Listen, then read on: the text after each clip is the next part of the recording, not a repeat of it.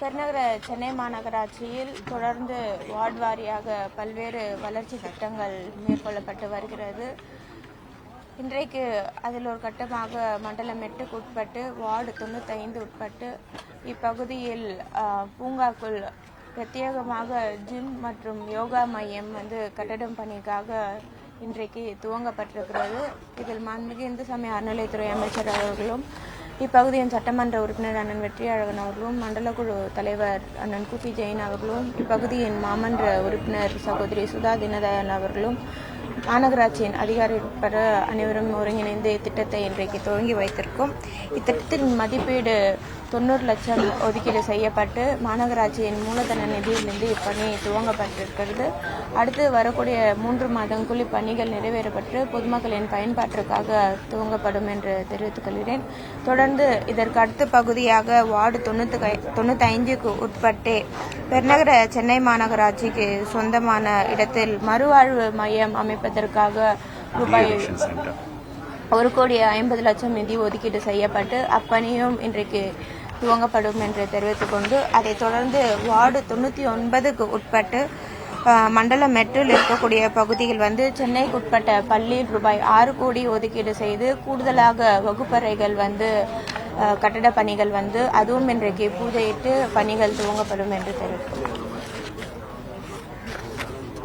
ஒட்டுமொத்தமா வளர்ச்சி குழுமம் எப்போ பயன்பாட்டுக்கு வரும்? வளர்ச்சி குழுமத்துல இருந்து நம்ம ஒரு 69 ஸ்கீம் செயல்படுத்துறோம். அது எப்போ பயன்பாட்டுக்கு வரும்? வடசென்னை வளர்ச்சி திட்டத்தில் தொடர்ந்து மாண்புமிகு தமிழ்நாடு முதலமைச்சர் அவர்கள் வடசென்னைக்கு என்று பல்வேறு திட்டங்களை வழங்கி வருகிறார்கள். நேற்று கூட மாண்புமிகு இந்து சமய அறநிலையத்துறை அமைச்சர் அவர்கள் வடசென்னை வளர்ச்சி திட்டத்தின் மூலியமாக எடுக்கக்கூடிய நடவடிக்கைகள் பணிகளை கொடுத்து ஆய்வினை மேற்கொண்டிருக்கிறார்கள். இன்றைக்கு வடசென்னை என்பது தென் சென்னைக்குட்பட்டு சமமாக இருக்க வேண்டும் என்பதற்காக பல்வேறு திட்டங்கள் கொண்டு வரப்பட்டது.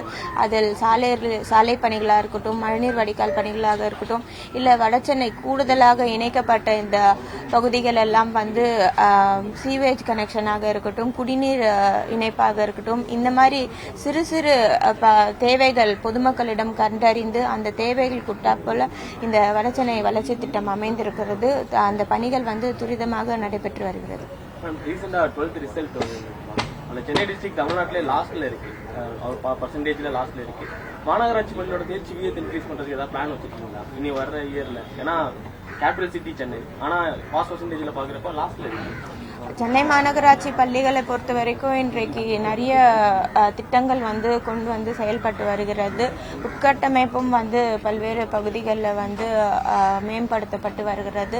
சென்னை பள்ளிகள் பார்த்தீங்கன்னா இன்றைக்கு கடந்த அதிமுக ஆட்சி காலத்தில் 10 ஆண்டுகளாக சென்னையோட புதிதாக இணைக்கப்பட்ட பகுதிகள், அதாவது மணலி, மாதவரம், சோழிங்கநல்லூர், பெருங்குடி, இந்த மாதிரி பகுதிகளில் இருக்கக்கூடிய பள்ளிகள் எல்லாம் 131 பள்ளிகள் வருகிறது.